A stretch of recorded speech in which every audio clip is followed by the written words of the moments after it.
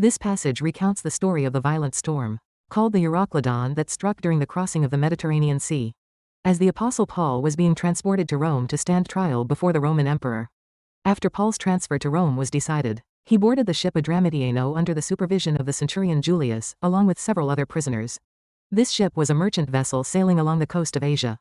Centurion Julius planned to transfer to a larger ship, bound for Rome. Partway through the journey, they sailed past Sidon, along the coast of Cyprus, crossed the seas of Cilicia and Bambylia, and arrived at Myra in Lycia.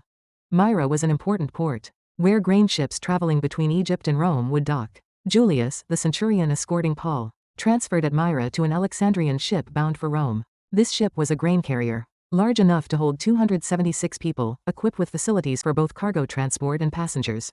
However, the ship encountered headwinds during the voyage, delaying its progress. It barely reached a safe harbor in Crete. By then, it was winter, after the Jewish festival of the Day of Atonement. The Mediterranean in winter is not only subject to strong northeasterly winds, but also frequent storms, making navigation extremely dangerous for ships of that era. Nevertheless, it was clear that continuing the voyage would lead to great disaster. Paul, who had extensive seafaring experience and had even been shipwrecked 3 times, advised that continuing the voyage at this time would not only damage the cargo and the ship but also endanger our lives. He urged them to winter at fair havens and depart the following spring. However, the captain and the owner of the ship disagreed. They argued that Myra was too inconvenient for wintering, and that they should instead head for the safer, warmer harbor of Phoenice. Indeed, Myra was a small village exposed to storms, making it an unsuitable place to spend the winter. The centurion, who held the decision-making power, ignored Paul's advice and accepted the words of the captain and shipowner, who possessed professional expertise, forcing the voyage to proceed. At first, the voyage went very smoothly. With the favorable wind, they grew overconfident, hauled up the anchor, and steered close to the coast of Crete. But suddenly, as they approached the central part of the island, a violent wind swept down from the mountains, clashing with the favorable wind and transforming into a storm called the Eureka. The ship lost its course and began drifting helplessly. As the drifting ship was driven toward the island of Gouda, they hauled the small boats onto the deck, lashed the hull with ropes, and made desperate efforts to anchor the ship by lowering the anchors to prevent it from running aground on the sandbar. The next day, as the storm raged on, they threw all the grain and cargo except emergency provisions into the sea to lighten the ship. By the 3rd day, they even discarded the ship's rigging. After that, for many days, the sun and stars remained hidden, and the violent storm persisted, causing them to lose all hope. First, storms can come upon us without warning. Storms are permitted to us within God's providence. The text shows that Paul had embarked on a journey to Rome. Yet, strictly speaking, this voyage was not Paul's personal plan but part of a greater plan God intended to accomplish because Paul had appealed to Caesar. Therefore, the Eurykilo storm was no accident. Even Paul being on a prison ship was God's guidance. Proverbs chapter 16:9 states, "In their hearts humans plan their course, but the Lord establishes their steps." Paul trusted God's hand even in the paradoxical situation of being on a prison ship, though he was not actually a criminal. The centurion escorting Paul, the ship's captain, and the shipowner, acting on their own judgment, forced the winter voyage and encountered the storm. In verse 9, it says, "Many days had passed, and the season for sailing had already ended, making the voyage dangerous." This was after October in the Jewish calendar, the season of Yom Kippur, when Mediterranean voyages were effectively forbidden. So Paul warns them. In verse 10, he said, "Men, I can see that our voyage is going to be disastrous and bring great loss to ship and cargo, and to our own lives also." Paul was a man of God, and the sailors were Gentiles. Yet they were on the same ship. Therefore, when trouble came, they would face it together. Thus, in Matthew chapter 5:45, it says, "He causes his sun to rise on the evil and the good, and sends rain on the righteous and the unrighteous." Paul warned of the danger under God's instruction. But the captain and owner ignored Paul's words, aiming to avoid economic loss, disruption to their plans, and the cold climate. Therefore, we must heed the counsel of God's people. We must learn to listen to the advice of God's people rather than relying solely on human experience and wisdom. Why did they encounter the Eurykilo storm? Because they did not heed the counsel of Paul, the man of God. Before the ship departed from Myra, Paul had already warned the centurion, "If we press on now, both lives and property will be severely endangered." Yet the centurion disregarded the Apostle Paul's advice and listened instead to the captain and shipowner, whom he considered experts.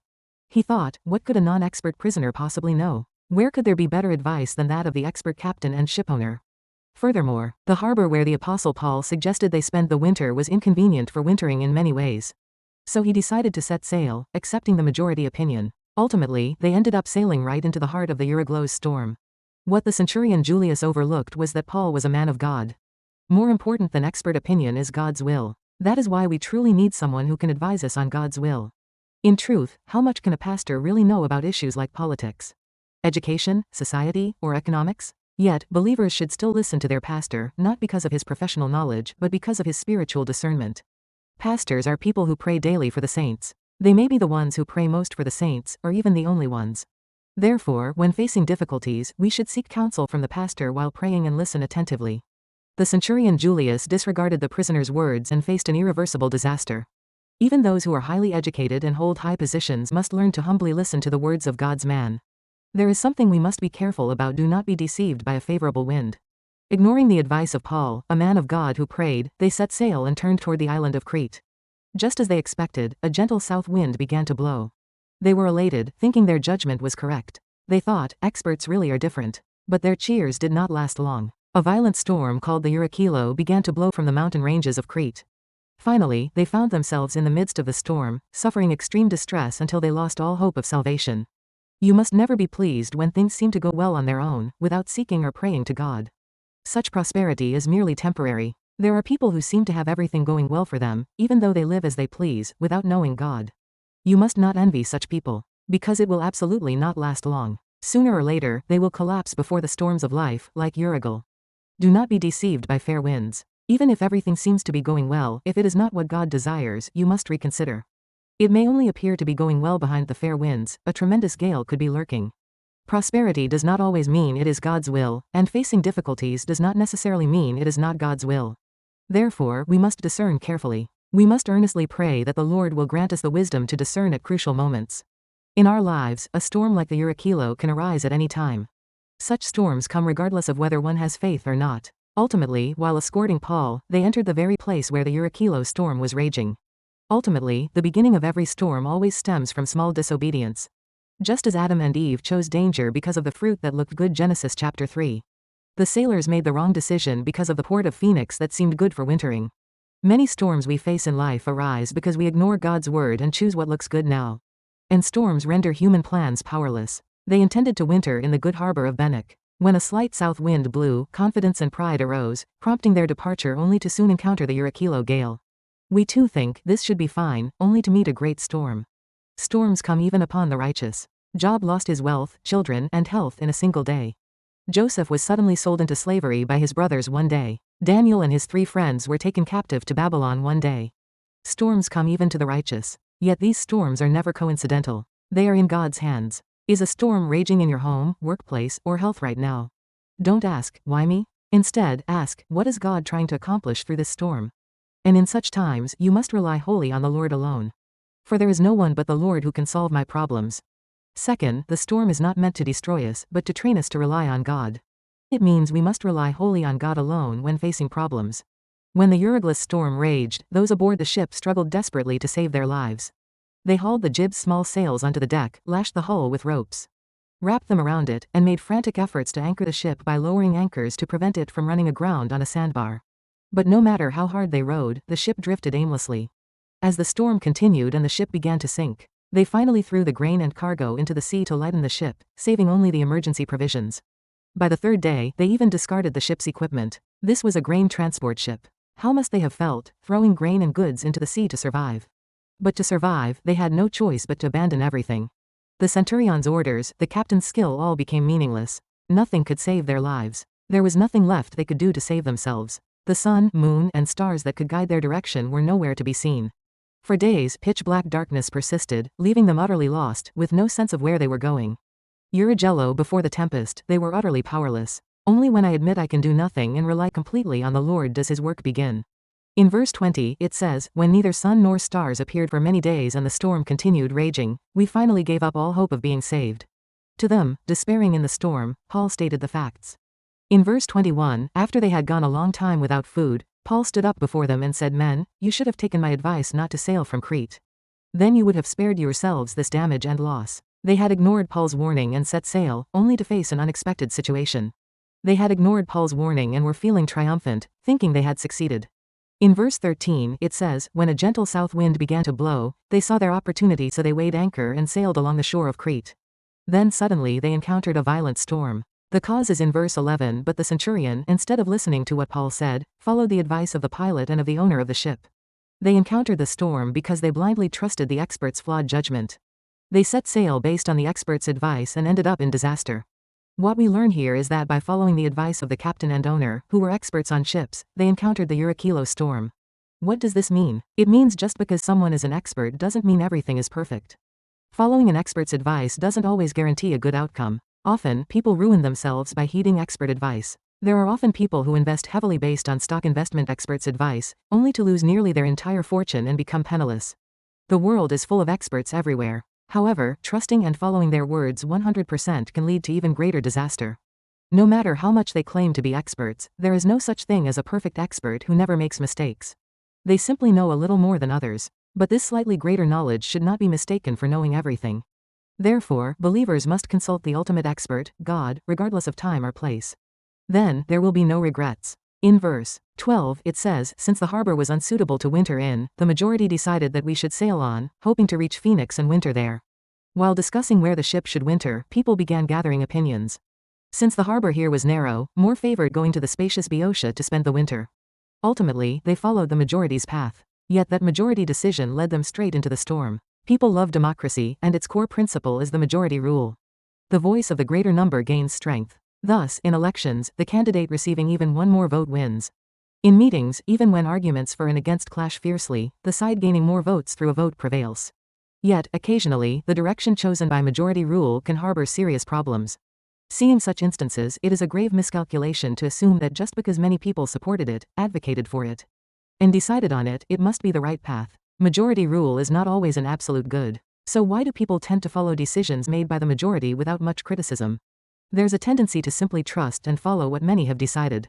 This is called the majority rule conformity phenomenon. Even when it's painfully obvious that something will lead to ruin, people complacently believe that because it's majority rule, it must be the right path, and they follow along. Unquestioningly trusting and following majority rule can sometimes sow the seeds of misfortune. Majority rule is not perfect. Often, following the path of the majority leads one into a violent storm. This was the case with the centurion Julius in today's passage. He listened to the captain, the shipowner, and the majority, and proceeded on the Phoenician route. That majority decision led them into the violent storm of Eurygilo. Therefore, we must be cautious about following others simply because they do something. Without carefully praying and seeking the Lord's guidance, following the majority can lead us into the Euryglis storm. Third, even in despair, God gives us promises and saves us through those promises. When facing the storm in despair, Paul said in verse 22, but now I urge you to keep up your courage, because not one of you will be lost, only the ship will be destroyed. Even in the storm, God's word remains unshaken. Thus, Paul, having received God's word, encouraged the despairing without wavering. In verse 21, he said, men, you should have taken my advice not to sail from Crete, then you would have spared yourselves this damage and loss. Paul began with words of rebuke, but rebuke was not his purpose. It was to confirm the weight of the word God would give. He pointed out the lightness of those who dismissed God's word lightly with their own knowledge of experience and expertise. In the storms of life, God's rebuke is the first signal of restoration. He declares that it is not Paul but the God Paul serves who gives hope and encouragement in the midst of disaster. In verse 23, he says, last night an angel of the God to whom I belong and whom I serve stood beside me here. Paul states, the angel of the God to whom I belong, whom I serve. Though Paul's status was that of a prisoner, his true identity was one belonging to God. The angel sent by God to Paul promised, you must stand before Caesar, and God has granted you all who are sailing with you. Here, an astonishing truth is revealed. First, God's promise precedes the situation. The storm does not come first, the promise comes first. We must understand that God's plan is older and deeper than our reality. Even in the storm, God is the one who is present through his word. Therefore, he is the God who gives his word even in the midst of the storm. In the darkest night, amidst the fiercest waves, he sends an angel to deliver his word. This is seen in verse 24, do not be afraid, Paul. You must stand trial before Caesar. Paul received the word, do not be afraid. Isaiah chapter 41:10 says, so do not fear, for I am with you, do not be dismayed, for I am your God. I will strengthen you and help you, I will uphold you with my righteous right hand. Such words from God enable us to overcome fear. Moreover, God saves those around one person through their faith. Thus, verse 24 states, and God has graciously given you the lives of all who sail with you. God establishes those who change circumstances in the world, protect families, and revive workplaces and communities through people of faith as one person holding fast to the center of faith even in the midst of storms. Thus, through one man, Noah, an entire family was saved through one man. David, Israel was preserved, and through the resolve of one woman, Esther, an entire nation was saved.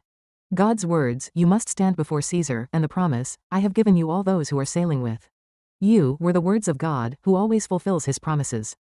Isaiah chapter 55:11 states, so is my word that goes out from my mouth, it will not return to me empty, but will accomplish what I desire and achieve the purpose for which I sent it.